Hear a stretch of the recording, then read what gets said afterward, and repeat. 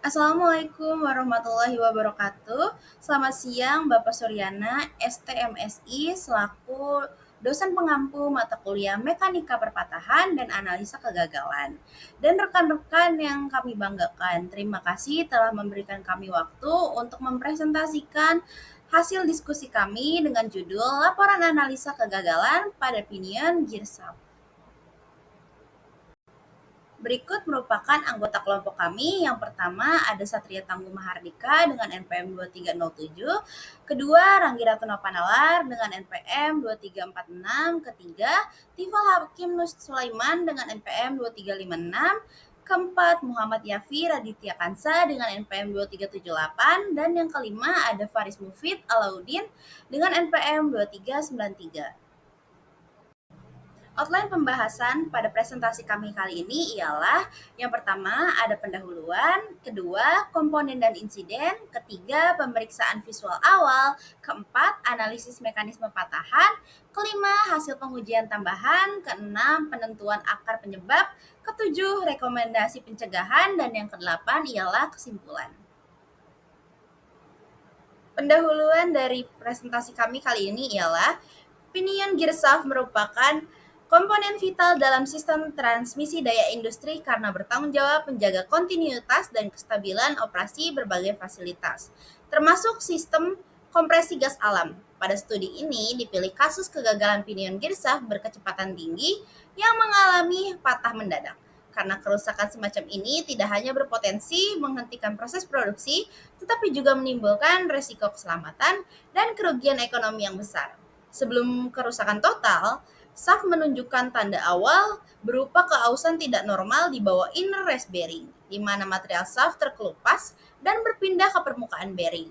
Kondisi ini menimbulkan ketidakseimbangan yang ditandai oleh getaran abnormal, suara tidak wajar, dan munculnya asap 2 hari sebelum patah. Adanya gejala dini yang diabaikan ini menunjukkan betapa pentingnya analisis kegagalan untuk memahami mekanisme perpatahan, mengidentifikasi faktor penyebab, serta menyusun langkah pencegahan agar kejadian serupa tidak terulang pada peralatan industri lainnya. Perkenalkan, nama saya Satria Tangguh Mahardika dengan NPM akhir 2307. Di sini saya akan menjelaskan mengenai slide komponen dan insiden. Yang pertama, komponen yang dianalisis yaitu Pioneer Gear Shaft berbahan IC 4145 yang berfungsi sebagai elemen transmisi daya pada sistem berkecepatan tinggi. Material ini umumnya digunakan pada aplikasi berat karena keunggulannya dan kekuatannya yang tinggi. Kedua, terkait kondisi operasi. Proses berputar pada kecepatan sekitar 1450 rpm berada dalam kondisi terendam oli dengan suhu operasi 50 plus minus toleransi 3 derajat Celcius dan ditopang oleh dua buah roller bearing. Kondisi ini secara umum merupakan lingkungan operasi yang stabil bagi sistem transmisi berkecepatan menengah hingga tinggi. Ketiga, pada bagian insiden, sebelum kegagalan terjadi, muncul suara abnormal serta asap, menandakan bahwa adanya gangguan internal pada sistem.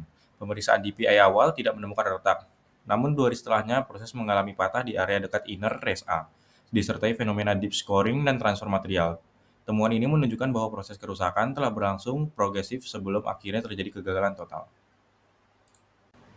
Selanjutnya, saya akan membahas mengenai hasil pengamatan visual makro dan identifikasi awal terhadap komponen yang mengalami kegagalan.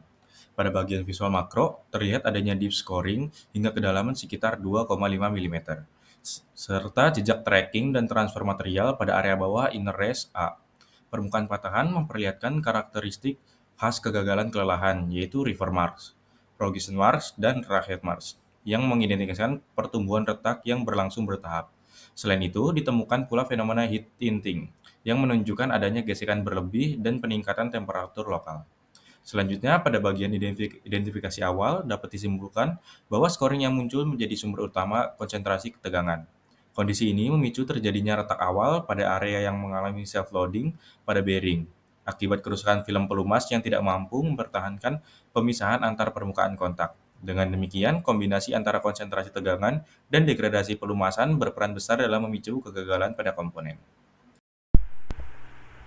Dilanjut dengan analisis mekanisme patahan. Jadi patahan yang dihasilkan itu dikategorikan sebagai torsional fatigue crack yang ditunjukkan oleh river mark, progression mark, dan ratchet marks pada permukaan patahan. Area depth scoring di bawah inner race menjadi stress racer utama yang memicu inisiasi retak. Pengamatan SEM menunjukkan intergranular brittle fracture sesuai dengan material IC 4145 yang mengalami work hardening akibat gesekan dan tekanan lokal. Kombinasi bukti makro dan mikro menegaskan bahwa kegagalan terjadi melalui fatigue torse yang disertai patahan getas intergranular yang dipicu oleh sizing dan kerusakan pelumasan. Dari gambar ini dapat dilihat bahwa terjadinya pembentukan river marks serta ratchet marks pada permukaan patahan dari spesimen yang menunjukkan bahwa patahan ini merupakan patahan lelah. Bisa dilihat juga arah rambatan dari retakan bermula dari primary source lalu mengarah menjauh dari primary source tersebut sehingga menimbulkan progression mark.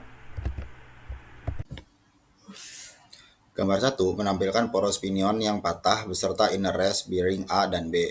Di daerah di bawah inner rest A terlihat area yang sangat rusak, yaitu deep scoring, melingkar atau alur-alur kausan, jejak transfer material pada permukaan inner rest, perubahan warna atau heat tint, dan area yang tersemir atau smearing.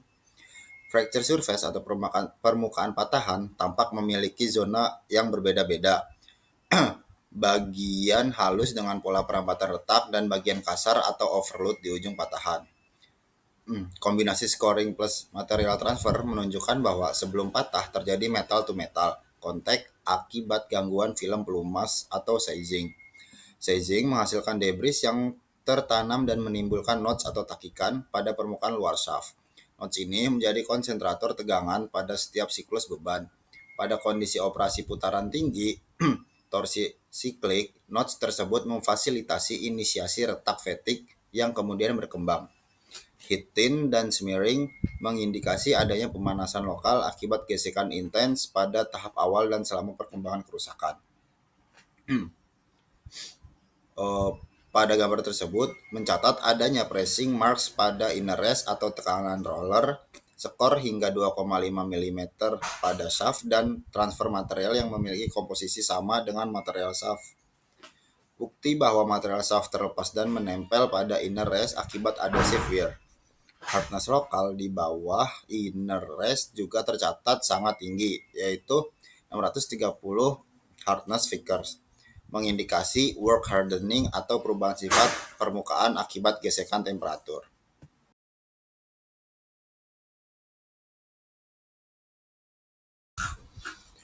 Gambar berikut ini menampilkan river marks dan progression atau beach marks pada permukaan patahan dekat sumber primer. Pada subgambar A tampak river marks yang divergen dari satu titik, sedangkan subgambar B menunjukkan tahap lebih lanjut di mana garis-garis progression lebih jelas dan terdistribusi sebagai gelombang yang menandai lintasan pertumbuhan retak seiring siklus. River marks divergen mengindikasi lokasi inisiasi tunggal atau sumber primer dari mana retak mulai menyebar. Progression marks merekam laju dan riwayat pertumbuhan retak, yaitu interval atau jarak antar mark mencerminkan variasi laju pertumbuhan atau dipengaruhi variasi beban, momen tak terduga atau fluktuasi tegangan. Pola ini konsisten dengan torsional pada shaft yang menjalani siklus beban putar. Karena scoring bertindak sebagai notch, retak inisiasi terjadi pada tepi skor lalu merambat keluar pada tiap siklus torsi. Gambar tersebut menunjukkan bahwa retak dipicu pada daerah scoring dan selanjutnya menunjukkan variation marks serta progression marks yang cocok dengan uji fatigue pada spesimen yang diproses menyerupai kondisi area tersebut. Uji ini memperlihatkan pola fracture serupa meski pada makroskopis striation tidak terlalu terlihat pada baja berkekuatan tinggi. Hardness tinggi dan inklusi memfasilitasi mode retak yang teramati. Gambar tersebut merupakan bukti bahwa kegagalan tidak mendadak. Ada periode pertumbuhan retak dan yang dapat dideteksi. Gambar di atas memperlihatkan ratchet marks di tepi permukaan patahan serangkaian busur atau punggung kecil yang menunjukkan adanya beberapa sumber inisiasi retak dan cara mereka saling berinteraksi atau bergabung. Pada gambar juga terlihat permukaan yang kasar dan tanda-tanda overheating di area tepi. Rupture marks biasanya muncul ketika ada lebih dari satu retakan kecil yang tumbuh dan kemudian berinteraksi menjadi satu retakan dominan. Dalam kasus ini, scoring permukaan dan embedding debris menciptakan banyak potensi titik tajam mikro atau micro nodes di sepanjang lingkar shaft sehingga beberapa retakan inisiasi muncul hampir bersamaan di lokasi sekitar inner race. Kombinasi ini berujung pada pola ratchet ketika celah-celah kecil tersebut menyatu. Keberadaan ratchet marks menandakan kondisi stress concentration yang sangat tinggi dan permukaan yang heterogen atau inclusio takikan work hardened zones. Pada literatur, ratchet marks sebagai indikator multiple secondary origins dan menghubungkannya pada scoring dalam dan kondisi self-loading bearing. Microscopically, retakan menunjukkan trans dan intergranular propagation yang mendukung fakta bahwa kondisi mikro atau kekerasan lokal dan inklusi mengubah mekanisme retak secara lokal. Keberadaan ratchet marks memperbesar peluang terdeteksi dini jika dilakukan analisis trending atau vibration plus oil analysis, karena multiple active sites cenderung meningkatkan varian sinyal getaran. Namun secara perbaikan, area yang menunjukkan ratchet marks perlu dianggap sangat beresiko dan direkomendasikan melakukan penggantian shaft atau machining ulang yang menghilangkan skor plus memastikan permukaan diproses ulang atau polishing or grinding plus appropriate fillet dan kontrol inklusi melalui material prosurement atau heat treatment. Baik, selanjutnya yaitu penentuan akar penyebab, root cause. Mekanisme utamanya itu torsional fatigue atau patah lelah puntir. Rantai penyebab, chain of event-nya, yang pertama kegagalan pelumasan. Lapisan film oli di bawah inner race bearing hilang atau tidak memadai. Yang kedua itu seizing dan scoring. Kontak logam ke logam terjadi, menyebabkan material poros terkelupas, seizing, dan menciptakan goresan dalam scoring. Selanjutnya itu konsentrasi tegangan, stress riser. Goresan sedalam 2,5 mm tersebut bertindak sebagai titik pusat konsentrasi tegangan ekstrim. Selanjutnya yaitu inisiasi retak. Retak lelah, fatigue, berulang kali dimulai dari titik konsentrasi tegangan tersebut, hingga akhirnya mencapai ukuran kritis dan menyebabkan kegagalan total. Selanjutnya rekomendasi pencegahan. Yang pertama, monitoring pelumasan. Perketat pengawasan tekanan, suhu, dan kualitas oli secara real time untuk segera mendeteksi kegagalan pelumasan dan mencegah seizing. Yang kedua, condition monitoring lanjutan. Implementasi analisis getaran, vibration monitoring, yang lebih sensitif untuk mendeteksi imbalance atau kerusakan permukaan, bearing atau shaft lebih dini. Dan terakhir yaitu SOP instalasi. Pastikan prosedur pemasangan bearing dan shaft dilakukan dengan presisi tinggi untuk menghindari misalignment dan kerusakan permukaan awal. Terima kasih. Kesimpulan dari presentasi kami kali ini ialah kegagalan pada pinion gear shaft berkecepatan tinggi terbukti dipicu oleh mekanisme fatigue torsi yang muncul akibat konsentrasi tegangan ekstrim pada area deep scoring di bawah inner race bearing. Kerusakan permukaan ini merupakan konsekuensi dari peristiwa seizing yang merusak film pelumas, menyebabkan kontak langsung logam ke logam, transfer material, serta abrasi berat sehingga titik lemah pada shaft berkembang menjadi sumber inisiasi retak. Secara makroskopik, permukaan patahan menunjukkan ciri khas kegagalan fatigue, sementara pengamatan mikroskopis melalui SEM mengungkapkan adanya pola patahan getas dan intergranular yang memperkuat bukti mekanisme tersebut. Kombinasi temuan makro dan mikro ini menegaskan bahwa fatigue torsi yang dipicu oleh deep scoring akibat kegagalan pelumasan dan seizing merupakan penyebab utama kerusakan mendadak dan katastrofik pada pinion gear shaft. Berikut ini merupakan referensi yang kami gunakan dalam menyusun presentasi kali ini. Sekian yang dapat kelompok kami sampaikan, kurang lebihnya mohon maaf. Kami ucapkan terima kasih atas perhatian dan juga waktunya. Wassalamualaikum warahmatullahi wabarakatuh.